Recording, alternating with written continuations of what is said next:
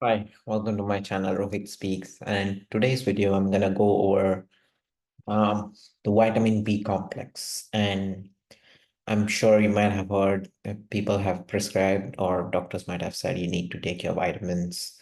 And with that, what they mean is mostly vitamin B complex. And because there are technically two families of vitamins, which is fat soluble and water soluble.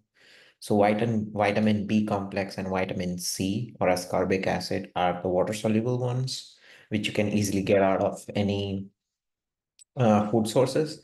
And then there are fat soluble ones, which are your A, D, K, and E, which you need through food sources. Also, you need it to be made in your body, which is vitamin D, which is actually made in your body when it reacts to your sunlight. So that's a whole different thing. Today we're going to talk about is from the water soluble family, which is vitamin B complex.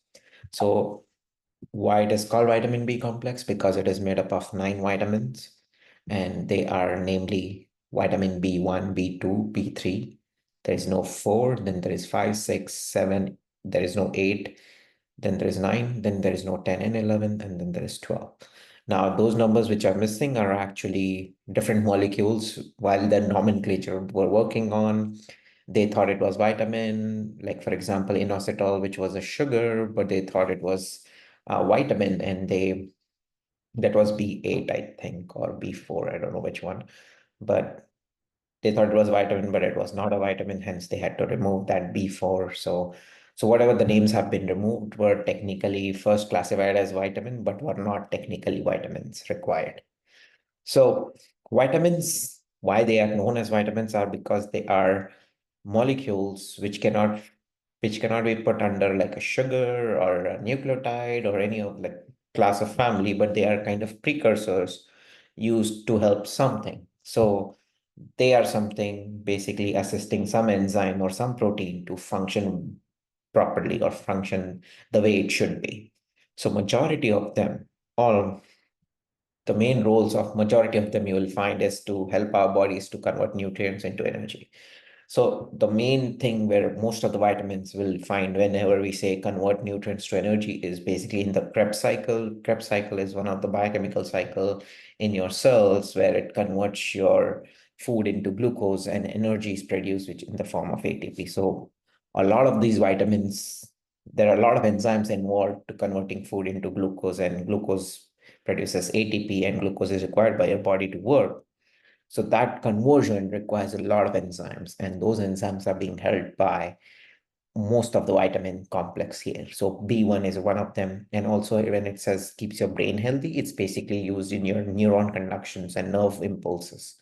So those are when I say by conversion of nutrients to energy is in the Krebs cycle and nerves for neurons.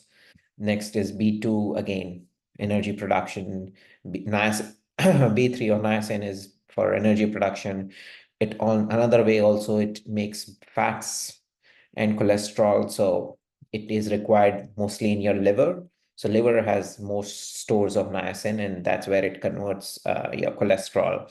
And I have explained about cholesterol in my previous video. It's technically not needed by you. It's automatically present in it's made in your liver, and niacin is that thing which makes it.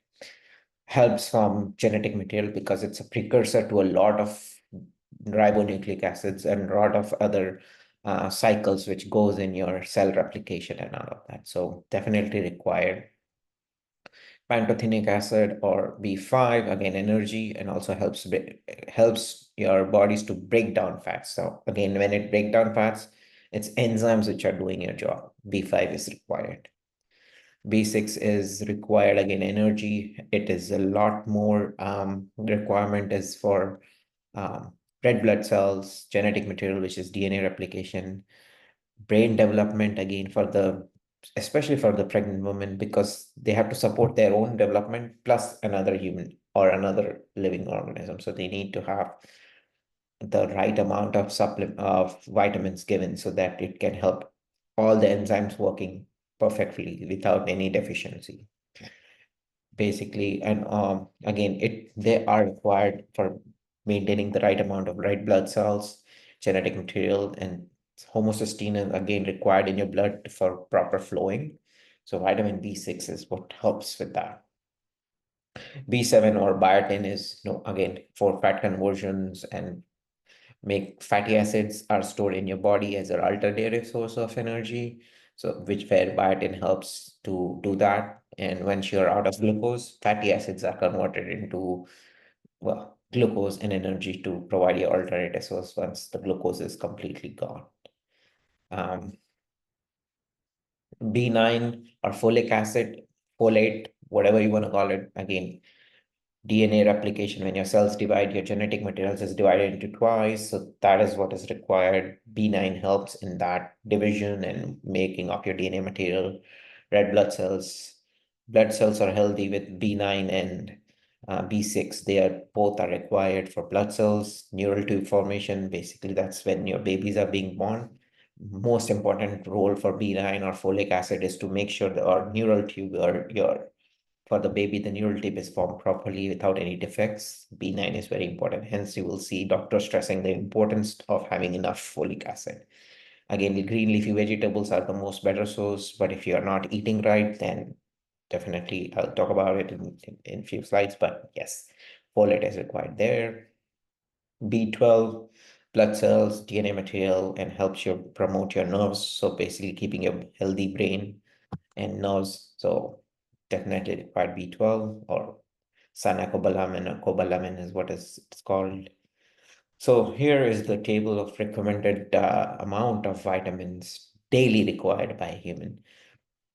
Yes, and if you look in women, for the non-pregnant women and pregnant women, definitely there is a little bit more for pregnant women because they are developing another human, they need more, and all new stuff is being made. Vitamins are the most important thing required.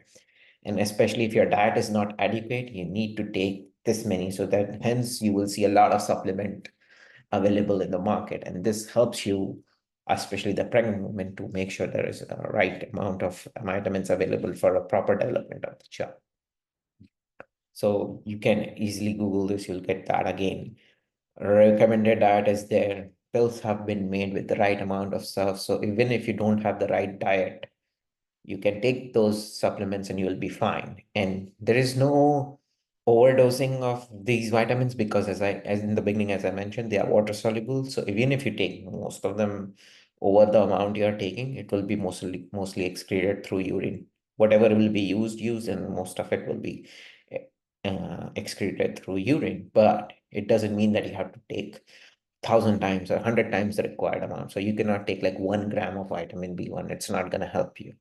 You need is 1.2 milligrams. That's like 1,000 times less than what 1 gram is. So try to take enough. You don't have to take too much. Even if you did, most of it will be excreted out. But if you take more than, if you take 1,000 eggs, then yes, you will have some kind of issues, mostly skin issues. So take the right amount. Definitely the sources, as I have said, eat healthy, eat non-processed foods, seeds, nuts, fish, green leafy vegetables. They are the excellent sources of these. You can Google them and you'll get it easily available, but make sure they are required because important. Anything to develop requires enzyme, and for enzyme to function requires precursor or coenzymes called as vitamins. Hence, if enzymes need to work, they need their coenzymes. If there is no coenzyme, they're not going to work out properly. So always help your body eating right amount of vitamins. So that's what I wanted to make a video on this. Hopefully you got some idea why vitamins are important or why this B complex people keep telling you to take. So hopefully this was informative. And with that, I'll sign off this video and I'll see you in the next one. Bye for now.